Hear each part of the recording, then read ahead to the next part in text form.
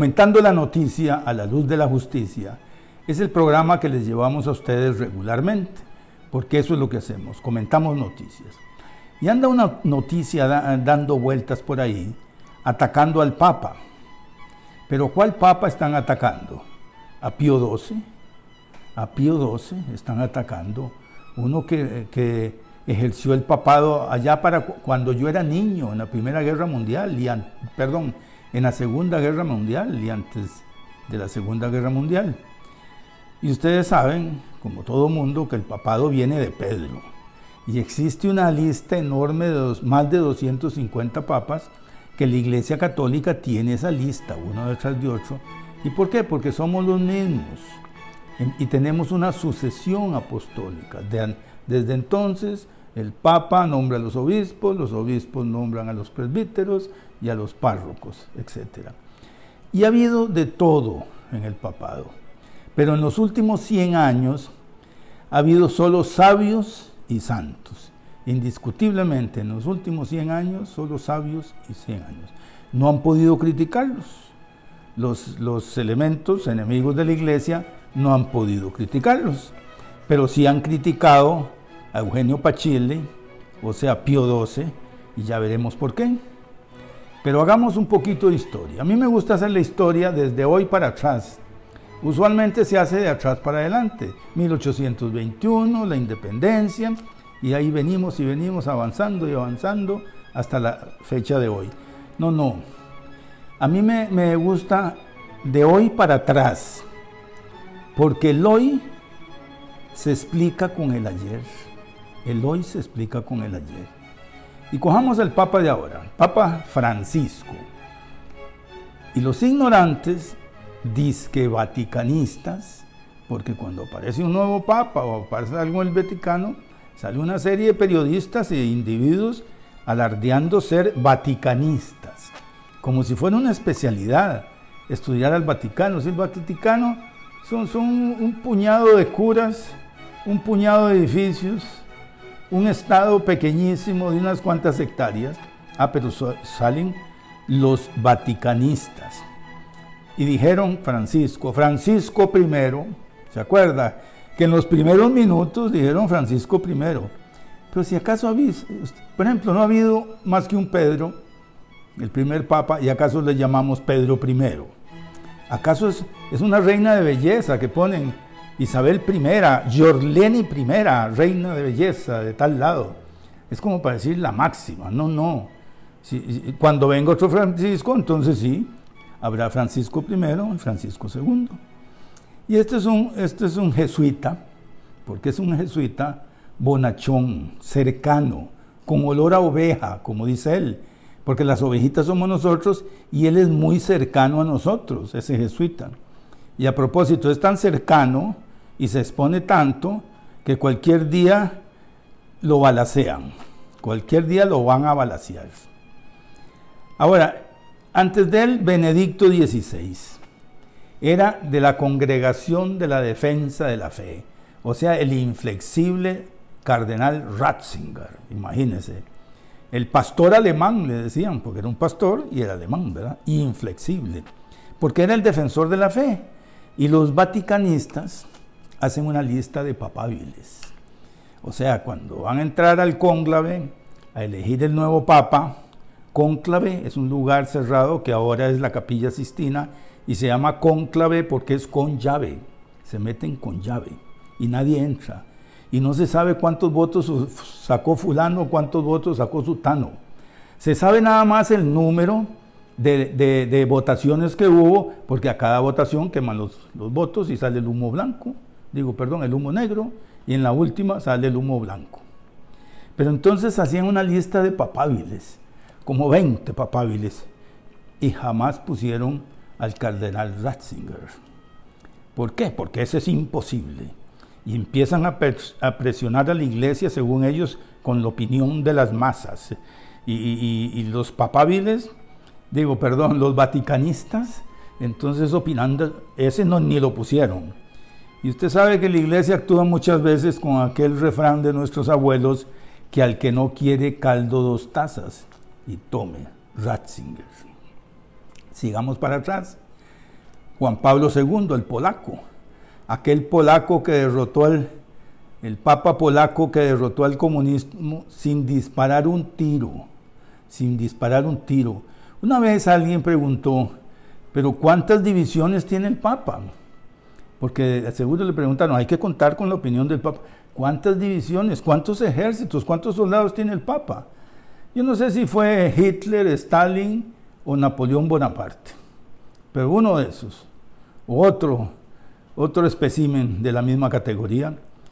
Y el Papa no tiene divisiones, lo que tiene es una guardia suiza con uniforme, todo pintón, por cierto, diseñado por Miguel Ángel, imagínense, por Miguel Ángel, y que sirve únicamente como para sacarse fotos los turistas en el Vaticano, porque es muy lindo, decirlo, y muy colorido, es la guardia suiza. Si lo diseñó Miguel Ángel, como si no. Pero el Papa no tiene fuerza, no tiene ejércitos, pero tiene la fuerza de la razón. No la razón de la fuerza, y una razón que le proviene del Espíritu Santo. Y entonces desapareció el comunismo, pero no desaparecieron los comunistas. Y ustedes no me digan, digo, Yenaga, ¿cómo va a decir que desapareció el comunismo? No está viendo nuestros vecinos, los nicaragüenses, y los otros vecinos de más al este, los venezolanos, y no ha visto Cuba, y no ha visto China. Esos no son países comunistas, son satrapías, tiranías vulgares y silvestres. Eso es todo. Es un tirano el que tienen en el poder y se acabó. El comunismo ha desaparecido, pero no han desaparecido los comunistas. Y ahora muchos de ellos se refugian en la ecología, contaminando la ecología, porque hay ecologistas puros que desean lo mejor para el hombre y lo mejor para el medio en el cual se desenvuelve el hombre. Pero hay más de un comunista que se refugia con noticias falsas de catastrofismo, metiendo un miedo, noticias falsas por las redes sociales. Ya yo no veo las noticias, pero ni siquiera las de la pandemia. ¿De qué me sirve a mí saber cuántos vivos, cuántos muertos, cuántos encamados, cuántos en los cuidados intensivos? Y soy médico, pero no estoy ahí metido. Eso que lo estudian mis nietos, que están metidos en los hospitales dando la batalla. ¿Cuántos asintomáticos? No, yo me circunscribo a seguir fielmente las medidas que me dictan el Ministerio de Salud, que está en manos de los epidemiólogos y los virólogos. Todo lo demás, que las vacunas, que esto y que el otro, que una nueva, eso son noticias falsas, la mayoría de ellas. ¿Se dedican estos comunistas a atacar a las empresas? ¿Y por qué? Porque una empresa productiva, una empresa trae trabajo, trae riqueza, las familias viven bien porque el papá trabaja en una gran empresa y en lo mejor para la empresa. Pero el comunista no le interesa eso. Entre más miseria, mejor. Si yo me crié con ellos, yo conviví con ellos en México cuando era estudiante de la Universidad Veracruzana allí, y no había otra cosa que ellos. Entonces yo conviví, yo los oía decir, Tico, pero si no hay que hacer caridades, pues ya llevemos medicina a los pueblos circunvecinos. No, hay que acrecentar, ve las palabras, hay que acrecentar las contradicciones del desorden establecido. O sea, que cada día la cosa esté peor. ¿Para qué? Para que sirva de caldo de cultivo para la revolución. Imagínense. Y esa es la filosofía. Y ellos leían a Stalin, bueno, Stalin escribió poco, pero a todos los grandes pensadores comunistas, ¿verdad? Y entonces se sabían de memoria las frases, hay que acrecentar las contradicciones del régimen, o sea que cada día todo esté peor. Entonces se van en contra de las petroleras, en contra de la minoría, en contra de las transnacionales, la McDonald's, la Coca-Cola, las hamburguesas. Y yo estudiando medicina, cuando nos decían que la alimentación tiene que ser suficiente, adecuada, balanceada y bacteriológicamente pura. Balanceada, que tenga grasas, o sea lípidos, hidratos de carbono y proteínas. Y la hamburguesa tiene pan, tiene carne, tiene queso, tiene lechuga, tiene tomate, tiene pepinillo, tiene cebolla, y tiene grasas, la mayonesa, y tiene pan, hidratos de carbono. Entonces, comida chatarra. Se los dejo de tarea, porque tampoco aquí es para dar una clase de bromatología, como llaman los que hablan bonito. Después sigamos más para atrás, Juan 23, un viejito chaparrito, ¿verdad? Bonachón, que los vaticanistas dijeron, es que eligieron un viejititico. Como no se pusieron de acuerdo allá adentro, eligieron un viejititico como papa de transición, para que se muera rapidito, ¿verdad? Y entonces que venga el otro, y vamos a ver si sacamos uno verdaderamente bueno.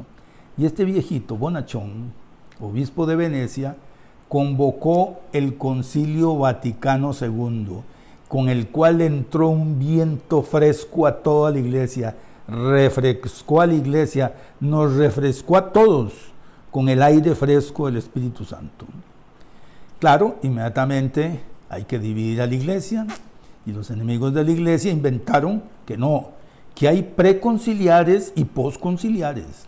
Y entonces los preconciliares son reaccionarios, conservadores, y los otros son de avanzada, progres. No. Si el Vaticano II fue aceptado por todos, y el Vaticano II no trajo un nuevo evangelio, es el mismo, planteado para aquí y ahora. Así es que no inventen. Y hablaban del Vaticano II para arriba, el Vaticano II para abajo, y nadie había leído el Vaticano II. Si es un libro de este tamaño, ¿qué se iban a poner a leerlo? Ahora, una nueva ética con el Vaticano II. ¿Cuál nueva ética? Si la ética es la misma, la ética cristiana es la misma. Y es una ética cristiana en situación, en el aquí y el ahora, en esta situación concreta. Se aplica la doctrina, la ética, la moral, la teología moral, en el aquí y en el ahora, en la situación, no la ética de situación. Por eso quieren hacer una ética de situación, o sea que cada situación, cada situación nueva por la cual atravesamos, hay que hacer una ética de acuerdo a esa circunstancia. Y no, señores, el evangelio es uno, y la naturaleza humana es una e invariable. Entonces el evangelio es bueno para la naturaleza humana. Es la misma doctrina, es la misma buena nueva, que siempre es buena y siempre es buena. Pero lleguemos a Pío XII, ya llegamos a Pío XII, que es el criticado, Eugenio Pacelli, que empezó a ejercer su pontificado en tiempo de Hitler y de Mussolini, y es atacado como antijudío, que no hizo para nada por los judíos. Y no, eso es una mentira enorme, y se acabó ese argumento cuando salieron los judíos, los presidentes, o no sé cómo se llaman, de las sinagogas, o los jefes de los sanedrines, a decir, no, Eugenio Pacelli, Pío XII, nos ayudó muchos a salvar muchos judíos. Entonces, eso no es cierto. Pero ¿por qué fue atacado? En el fondo, porque planteó una controversia entre el derecho positivo que va en contra del derecho natural. Porque hay derecho positivo, que es el que inventamos, y el derecho natural, que es el que sacamos de nuestra naturaleza. El derecho positivo decide por sus pistolas lo que es bueno y lo que es malo, ¿eh? Y crea derechos humanos, inventa derechos humanos. En cambio, el derecho natural descubre y tutela los derechos humanos. Entonces, doctor, ¿pero qué es bueno y qué es malo? Porque ahí dicen que nada es verdad, nada es mentira, todo es del color del cristal con que se mira. No, las cosas son como son.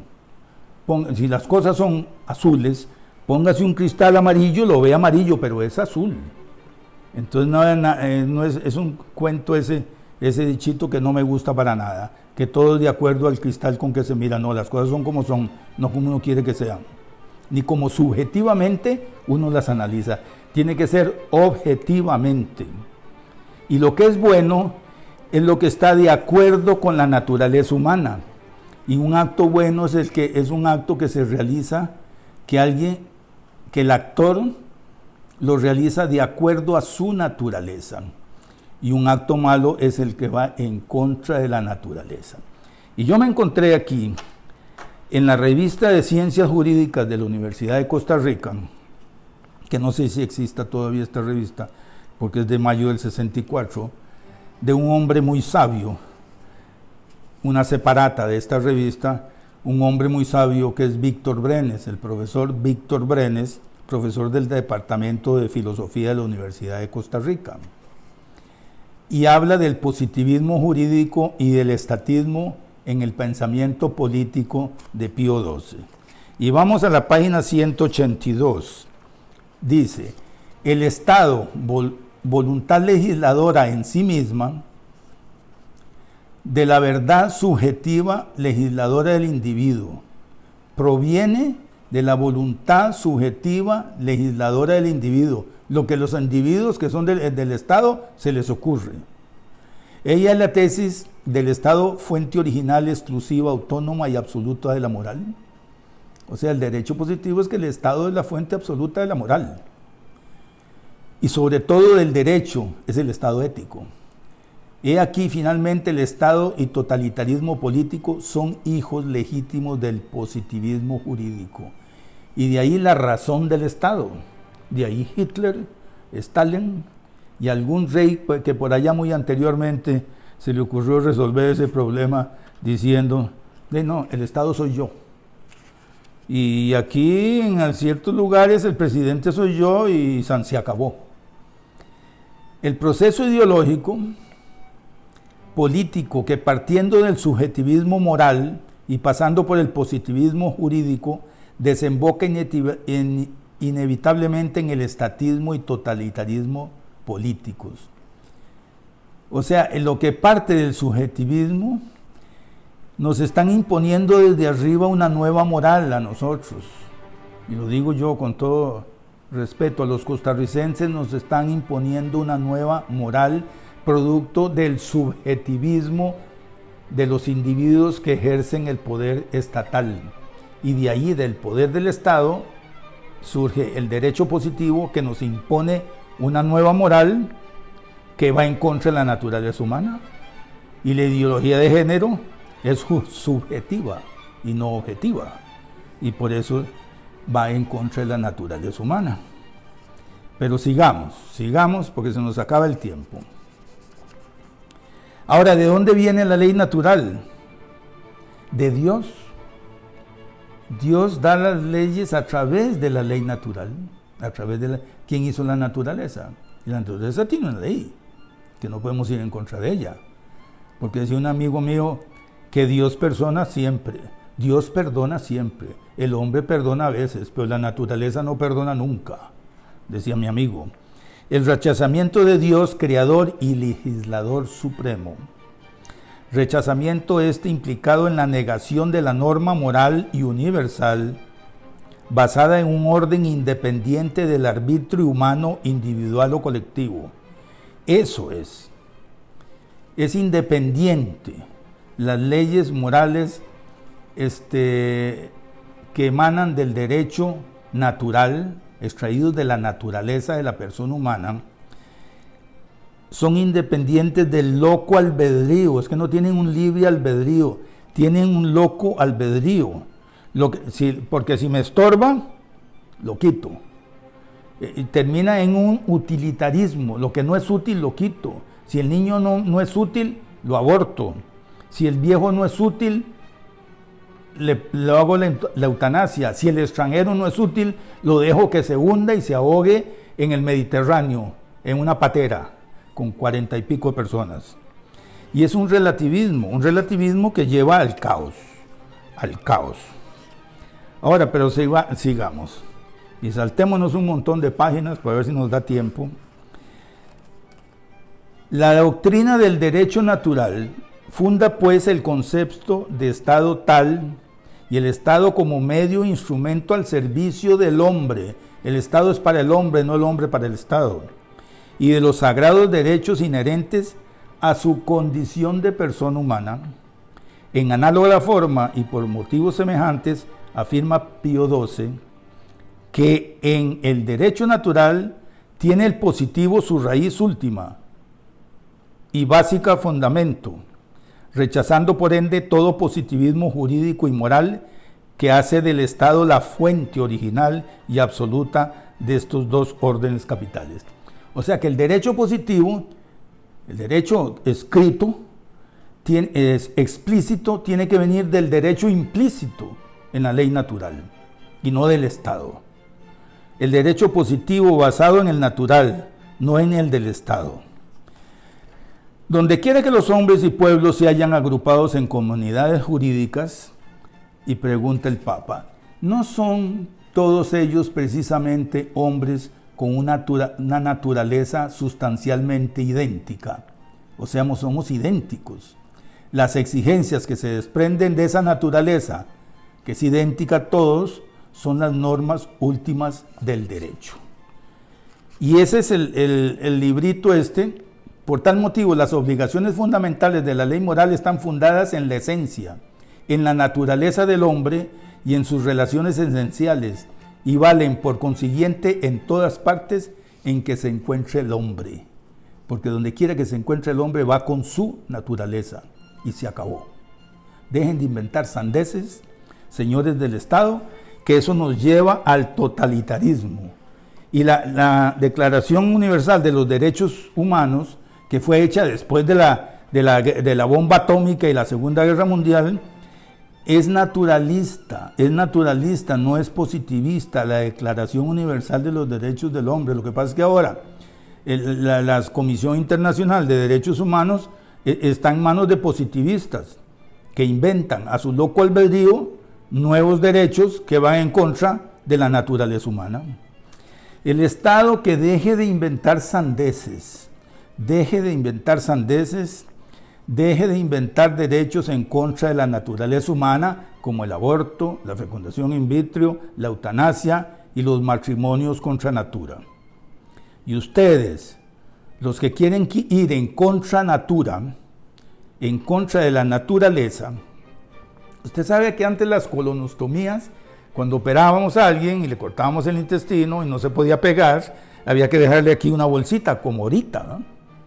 Y ahora se llama colonostomía, y se le pone una bolsita. Antes, cuando yo estudiaba cirugías, le llamábamos ano contra natura. Ano contra natura, porque va en contra de la naturaleza. Bueno, pero es una necesidad, no es un gusto, es una necesidad. Entonces ustedes, los que vayan contra natura, dejen de pedir derechos antinaturales.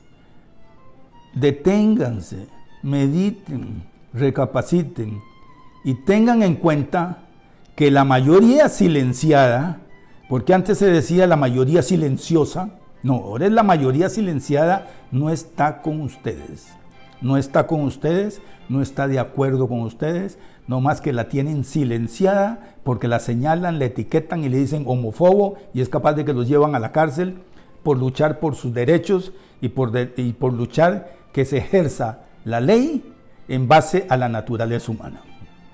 Y muchas gracias, y seguiremos haciendo estos programas a la luz de la justicia, comentando la noticia a la luz de la justicia.